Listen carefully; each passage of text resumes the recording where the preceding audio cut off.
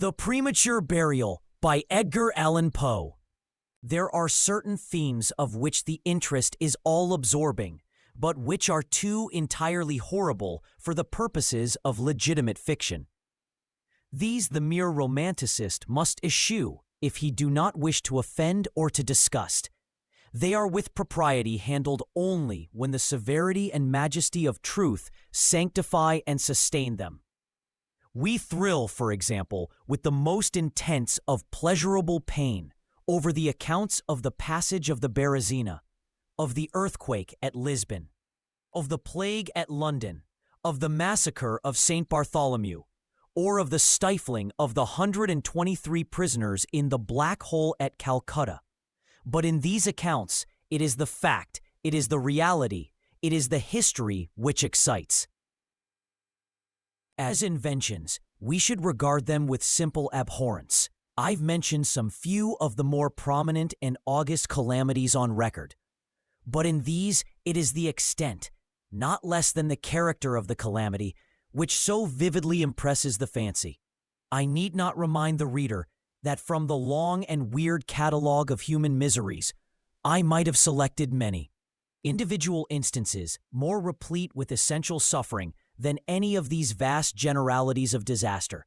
The true wretchedness, indeed, the ultimate woe, is particular, not diffuse, that the ghastly extremes of agony are endured by man the unit, and never by man, the mass. For this let us thank a merciful God.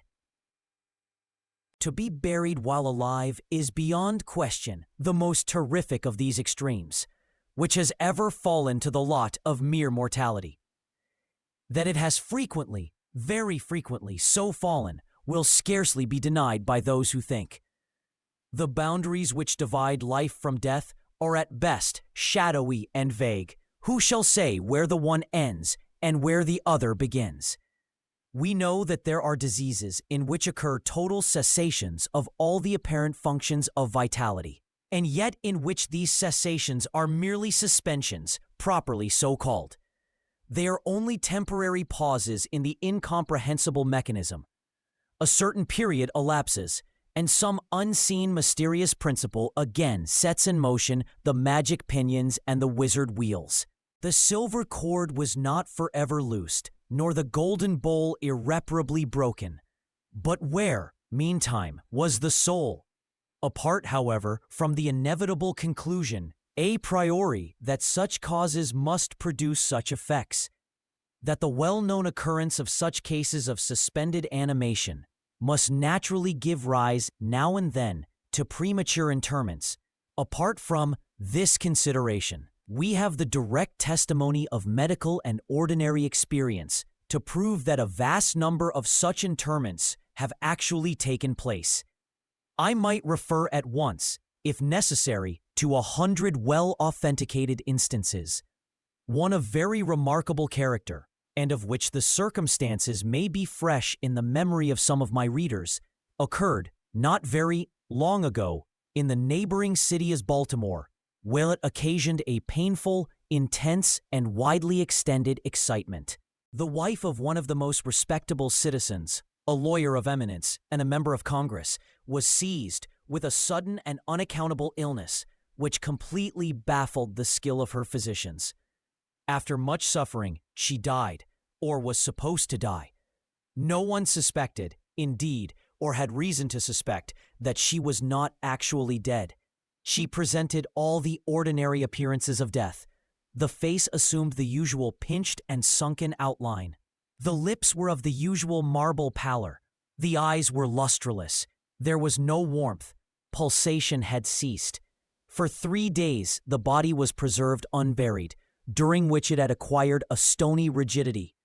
The funeral, in short, was hastened on account of the rapid advance of what was supposed to be decomposition. The lady was deposited in her family vault, which for 3 subsequent years was undisturbed. At the expiration of this term, it was opened for the reception of a sarcophagus. But alas, how fearful a shock awaited the husband who personally threw open the door. As its portal swung outwardly back, some white-appareled object fell rattling within his arms. It was the skeleton of his wife in her yet unmolded shroud. A careful investigation rendered it evident that she had revived within 2 days after her entombment, that her struggles within the coffin had caused it to fall from a ledge or shelf to the floor, where it was so broken as to permit her escape. A lamp which had been accidentally left, full of oil, within the tomb was found empty. It might have been exhausted, however, by evaporation. On the uttermost of the steps which led down into the dread chamber was a large fragment of the coffin, with which, it seemed, that she had endeavored to arrest attention by striking the iron door. While thus occupied, she probably swooned, or possibly died, through sheer terror, and, in failing, her background shroud became entangled in some iron work which projected interiorly. Thus she remained, and thus she rotted, erect. In the year 1810, a case of living inhumation happened in France, but tended with circumstances which go far to warrant the assertion that truth is indeed stranger than fiction. The heroine of the story was a Mademoiselle Victorine Lafourcade, a young girl of illustrious family, of wealth, and of great personal beauty. Among her numerous suitors was Julien Bossuet, a poor litterateur or journalist of Paris. His talents and general amiability had recommended him to the notice of the heiress, by whom he seems to have been truly beloved. But her pride of birth decided her, finally, to reject him, and to wed a Monsieur Renel, a banker and a diplomatist of some eminence. After marriage, however, this gentleman neglected and perhaps even more positively ill-treated her. Having passed with him some wretched years, she died. At least her condition so closely resembled death as to deceive every one who saw her. She was buried, not in a vault, but in an ordinary grave in the village of her nativity.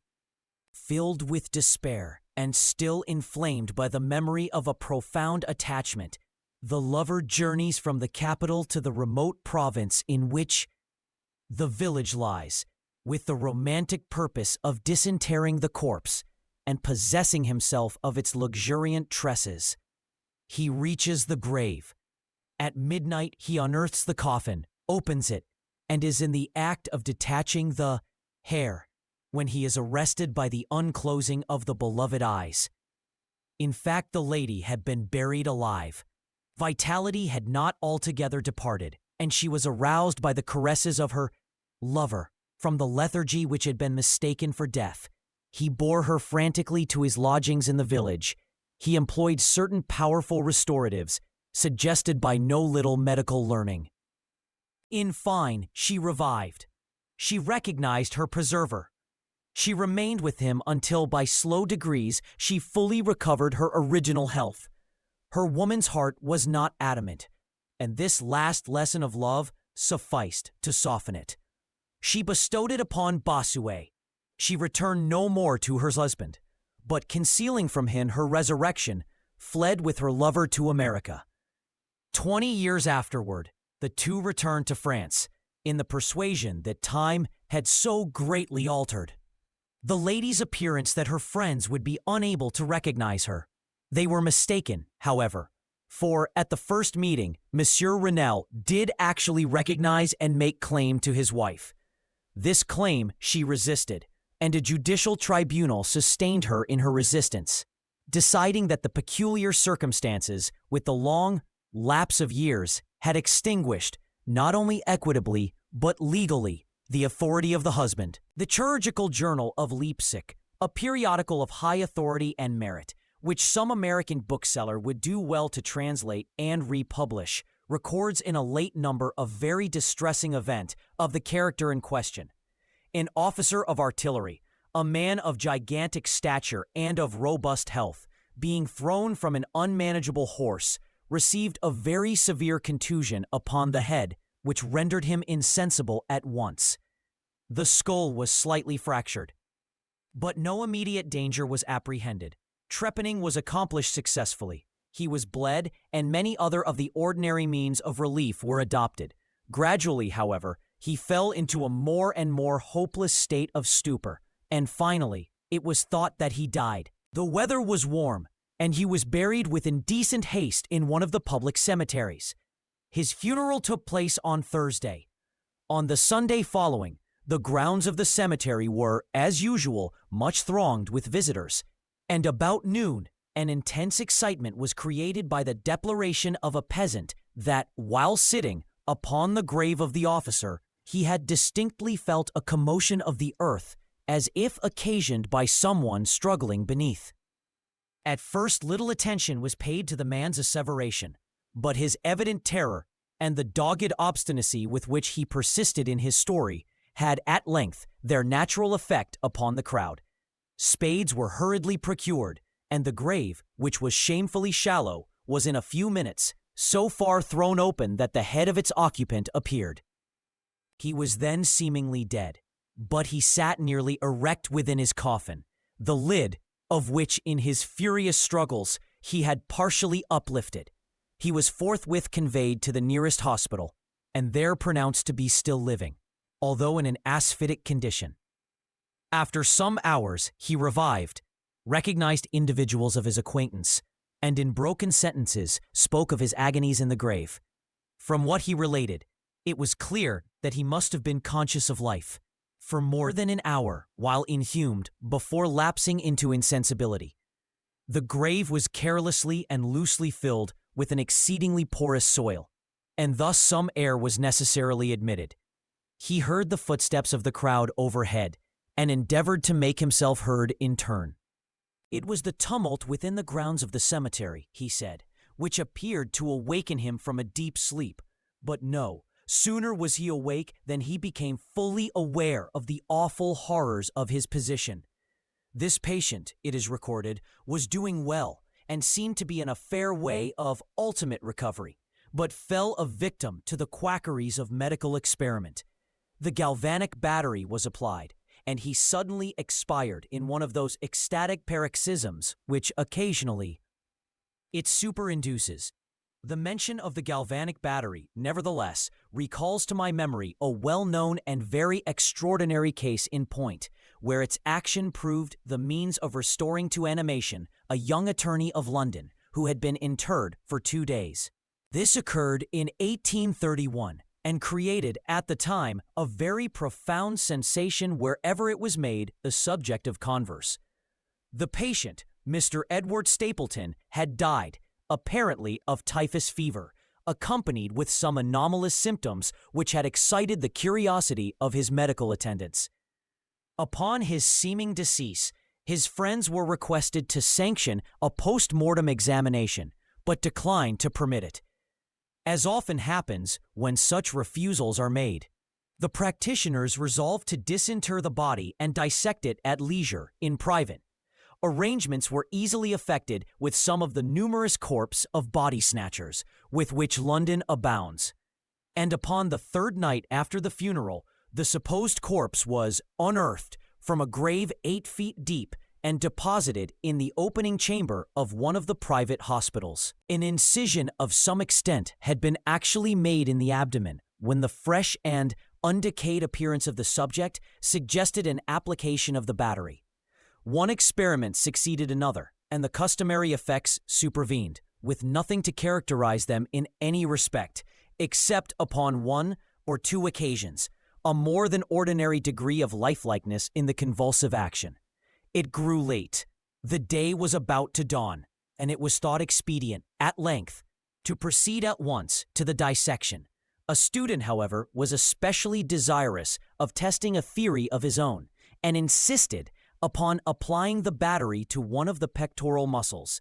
A rough gash was made, and a wire hastily brought in contact, when the patient, with a hurried but quite unconvulsive movement, arose from the table, stepped into the middle of the floor, gazed about him uneasily for a few seconds, and then spoke. What he said was unintelligible, but words were uttered. The syllabification was distinct. Having spoken, he fell heavily to the floor. For some moments all were paralyzed with awe, but the urgency of the case soon restored them their presence of mind.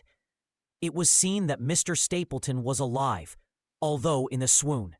Upon exhibition of ether, He revived and was rapidly restored to health and to the society of his friends, from whom, however, all knowledge of his resuscitation was withheld until a relapse was no longer to be apprehended.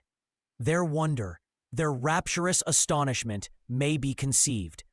The most thrilling peculiarity of this incident, nevertheless, is involved in what Mr. S. himself asserts. He declares that at no period was he altogether insensible, that dully and confusedly he was aware of everything which happened to him, from the moment in which he was pronounced dead by his physicians to that in which he fell swooning to the floor of the hospital.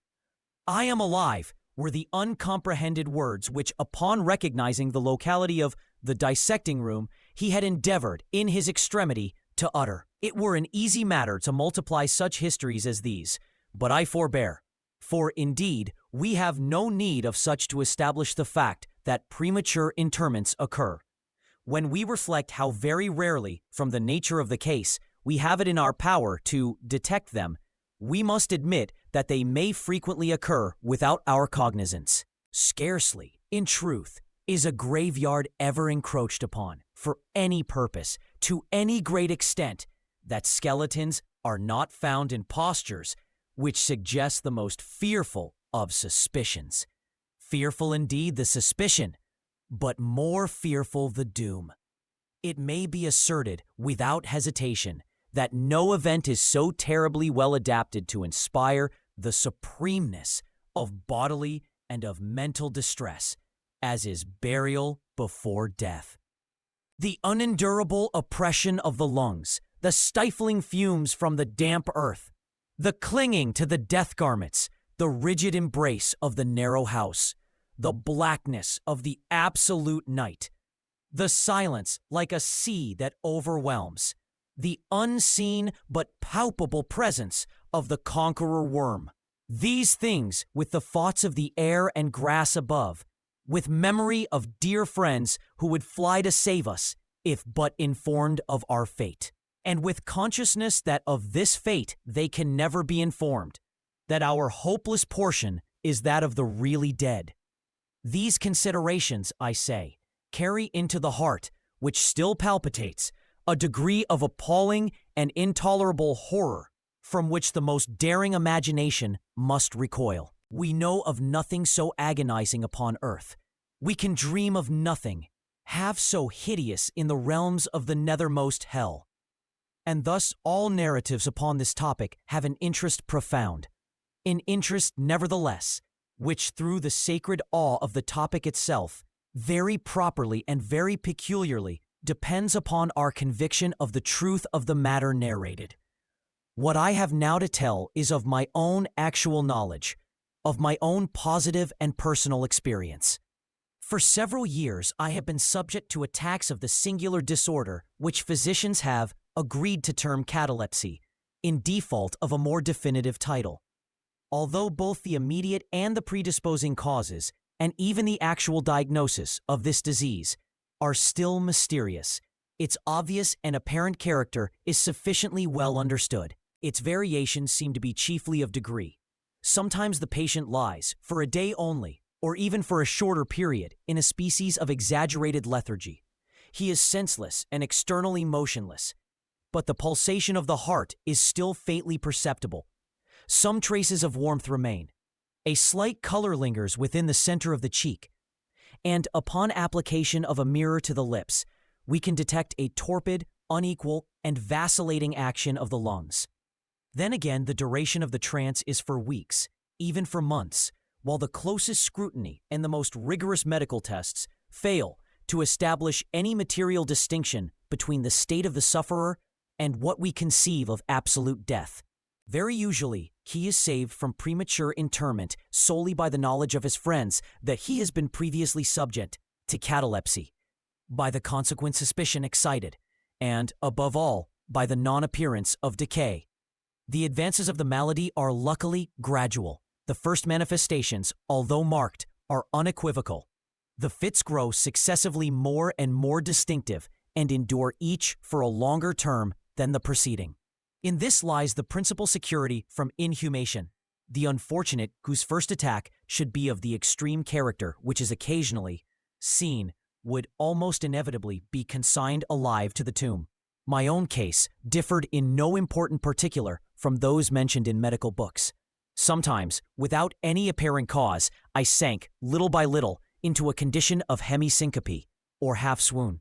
And in this condition, without pain, without ability to stir, or, strictly speaking, to think, but with a dull, lethargic consciousness of life and of the presence of those who surrounded my bed, I remained until the crisis of the disease restored me suddenly to perfect sensation.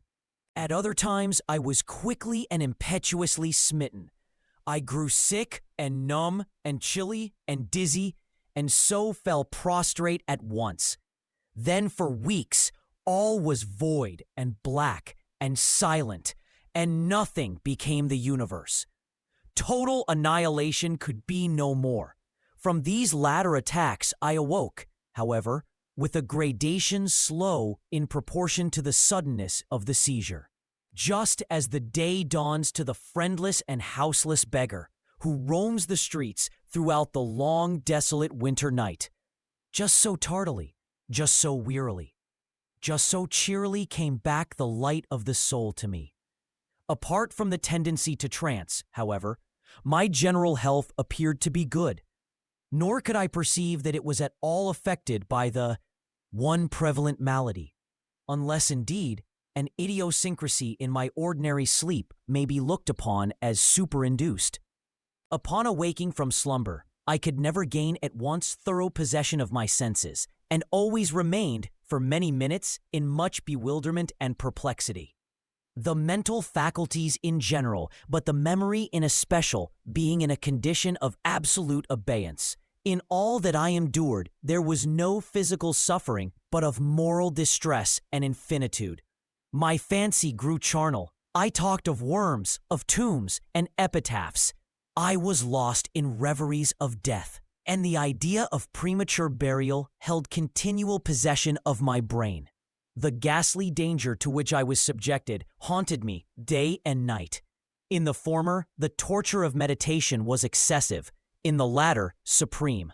When the grim darkness overspread the earth, then, with every horror of thought, I shook as the quivering plumes upon the hearse. When nature could endure wakefulness no longer, it was with a struggle that I consented to sleep, for I shuddered to reflect that, upon awaking, I might find myself the tenant of a grave.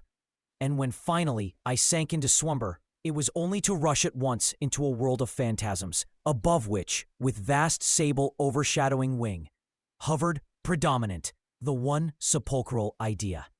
From the innumerable images of gloom which thus oppressed me in dreams, I select for record but a solitary vision. Methought I was immersed in a cataleptic trance of more than usual duration and profundity. Suddenly there came an icy hand upon my forehead, and an impatient, gibbering voice whispered the word, "Arise," within my ear. I sat erect. The darkness was total. I could not see the figure of him who had aroused me. I could call to mind neither the period at which I had fallen into the trance, nor the locality in which I then lay. While I remained motionless and busied in endeavors to collect my thought, the cold hand grasped me fiercely by the wrist, shaking it petulantly, while the gibbering voice said again, "Arise. Did I not bid thee arise?" "And who," I demanded, "art thou?" "I have no name in the regions which I inhabit," replied the voice mournfully. "I was mortal, but am fiend. I was merciless, but am pitiful. Thou dost feel that I shudder. My teeth chatter as I speak, yet it is not with the chilliness of the night without end. But this hideousness is insufferable. How canst thou tranquilly sleep? I cannot rest for the cry of these great agonies. These sights are more than I can bear. Get thee up, come with me into the outer night, and let me unfold to thee the graves. Is not this a spectacle of woe? Behold!" I looked, and the unseen figure, which still grasped me by the wrist, had caused to be thrown open the graves of all mankind, and from each issued the faint, phosphoric radiance of decay, so that I could see into the innermost recesses and there view the shrouded bodies in their sad and solemn slumbers with the worm. But alas, the real sleepers were fewer, by many millions, than those who slumbered not at all, and there was a feeble struggling, and there was a general sad unrest, and from out the depths of the countless pits there came a melancholy rustling from the garments of the buried, and of those who seemed tranquilly to repose. I saw that a vast number had changed, in a greater or less degree, the rigid and uneasy position in which they had originally been entombed. And the voice again said to me as I gazed, "Is it not, oh, is it not a pitiful sight?" But before I could find words to reply, the figure had ceased to grasp my wrist, the phosphoric lights expired, and the graves were closed with a sudden violence, while from out them arose a tumult of despairing cries, saying again, "Is it not, O God, is it not a very pitiful sight?" Fantasies such as these, presenting themselves at night, extended their terrific influence far into my waking hours. My nerves became thoroughly unstrung, and I fell a prey to perpetual horror. I hesitated to ride, or to walk, or to indulge in any exercise that would carry me from home.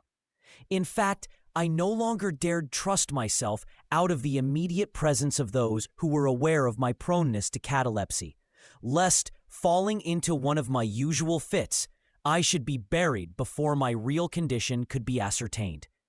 I doubted the care, the fidelity of my dearest friends. I dreaded that, in some trance of more than customary duration, they might be prevailed upon to regard me as irrecoverable. I even went so far as to fear that, as I occasioned much trouble, they might be glad to consider any very protracted attack as sufficient excuse for getting rid of me altogether. It was in vain they endeavored to reassure me by the most solemn promises. I exacted the most sacred oaths that under no circumstances they would bury me until decomposition had so materially advanced as to render farther preservation impossible. And even then, my mortal terrors would listen to no reason, would accept no consolation. I entered into a series of elaborate precautions. Among other things, I had the family vault so remodeled as to admit of being readily opened from within. The slightest pressure upon a long lever that extended far into the tomb would cause the iron portal to fly back. There were arrangements also for the free admission of air and light, and convenient receptacles for food and water within immediate reach of the coffin intended for my reception. This coffin was warmly and softly padded, and was provided with a lid, fashioned upon the principle of the vault door, with the addition of springs, so contrived that the feeblest movement of the body would be sufficient to set it at liberty. Besides all this, there was suspended from the roof of the tomb a large bell, the rope of which, it was designed, should extend through a hole in the coffin, and so be fastened to one of the hands of the corpse. But alas, what avails the vigilance against the destiny of man? Not even these well-contrived securities suffice to save from the uttermost agonies of living inhumation, a wretch to these agonies foredoomed. There arrived an epoch, as often before there had arrived, in which I found myself emerging from total unconsciousness into the first feeble and indefinite sense of existence. Slowly, with a tortoise gradation, approached the faint gray dawn of the cycle day, a torpid uneasiness, an apathetic endurance of dull pain, no care, no hope, no effort. Then, after a long interval, a ringing in the ears. Then, after a lapse still longer, a prickling or tingling sensation in the extremities. Then a seemingly eternal period of pleasurable quiescence, during which the awakening feelings are struggling into thought. Then a brief resinking into non-entity. Then a sudden recovery. At length the slight quivering of an eyelid, and immediately thereupon an electric shock of a terror, deadly and indefinite, which sends the blood in torrents from the temples to the heart. And now the first positive effort to think. And now the first endeavor to remember. and now a partial and evanescent success. And now the memory has so far regained its dominion that in some measure I am cognizant of my state. I feel that I am not awaking from ordinary sleep. I recollect that I have been subject to catalepsy. And now, at last, as if by the rush of an ocean, my shuddering spirit is overwhelmed by the one grim danger, by the one spectral and ever-prevalent idea. For some minutes after this fancy possessed me, I remained without motion. And why? I could not summon courage to move. I dared not make the effort which was to satisfy me of my fate. And yet, there was something at my heart which whispered me it was sure. Despair, such as no other species of wretchedness ever calls into being. Despair alone urged me, after long irresolution, to uplift the heavy lids of my eyes. I uplifted them. It was dark, all dark. I knew that the fit was over. I knew that the crisis of my disorder had long passed. I knew that I had now fully recovered the use of my visual faculties, and yet it was dark, all dark, the intense and utter raylessness of the night that endureth for evermore. I endeavored to shriek, and my lips and my parched tongue moved convulsively together in the attempt. But no voice issued from the cavernous lungs, which oppressed as if by the weight of some incumbent mountain, gasped and palpitated, with the heart, at every elaborate and struggling inspiration. The movement of the jaws, in this effort to cry aloud, showed me that they were bound up, as is usual with the dead. I felt, too, that I lay upon some hard substance, and by something similar my sides were, also, closely compressed. So far, I had not ventured to stir any of my limbs, but now I violently threw up my arms, which had been lying at length with the wrists crossed. They struck a solid wooden substance, which extended above my person at an elevation of not more than 6 inches from my face. I could no longer doubt that I reposed within a coffin at last. And now, amid all my infinite miseries, came sweetly the cherub hope, for I thought of my precautions. I writhed and made spasmodic exertions to force open the lid. It would not move. I felt my wrists for the bell rope. It was not to be found, and now the comforter fled forever, and a still sterner despair reigned triumphant. For I could not help perceiving the absence of the paddings, which I had so carefully prepared. And then, too, there came suddenly to my nostrils the strong, peculiar odor of moist earth. The conclusion was irresistible. I was not within the vault. I had fallen into a trance while absent from home, while among strangers. When or how, I could not remember. And it was they who had buried me as a dog, nailed up in some common coffin, and thrust deep, deep, and forever into some ordinary and nameless grave. As this awful conviction forced itself, thus, into the innermost chambers of my soul, I once again struggled to cry aloud. And in this second endeavor, I succeeded. A long, wild, and continuous shriek or yell of agony resounded through the realms of the subterranean night. "Hello, hello there," said a gruff voice in reply. "What the devil's the matter now?" said a second. "Get out of that," said a third. "What do you mean by yowling in that air kind of style, like a cattymount?" said a fourth.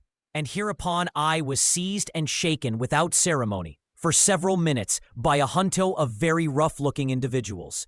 They did not arouse me from my slumber, for I was wide awake when I screamed, but they restored me to the full possession of my memory. This adventure occurred near Richmond in Virginia. Accompanied by a friend, I had proceeded upon a gunning expedition some miles down the banks of the James River. Night approached, and we were overtaken by a storm.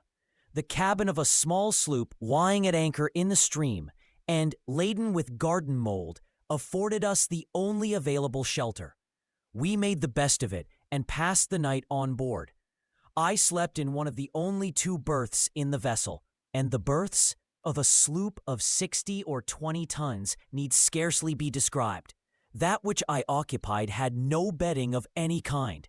Its extreme width was 18 inches. The distance of its bottom from the deck overhead was precisely the same. I found it a matter of exceeding difficulty to squeeze myself in.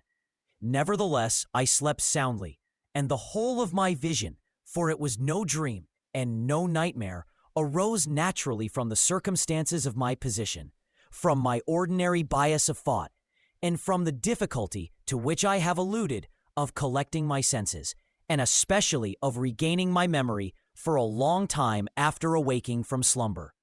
The men who shook me were the crew of the sloop and some laborers engaged to unload it. From the load itself came the earthly smell. The bandage about the jaws was a silk handkerchief in which I had bound up my head, in default of my customary nightcap. The tortures endured, however, were indubitably quite equal for the time to those of actual sepulture. They were inconceivably hideous. But out of evil proceeded good, for their very excess wrought in my spirit an inevitable revulsion. My soul acquired tone, acquired temper. I went abroad. I took vigorous exercise. I breathed the free air of heaven. I thought upon other subjects than death. I discarded my medical books.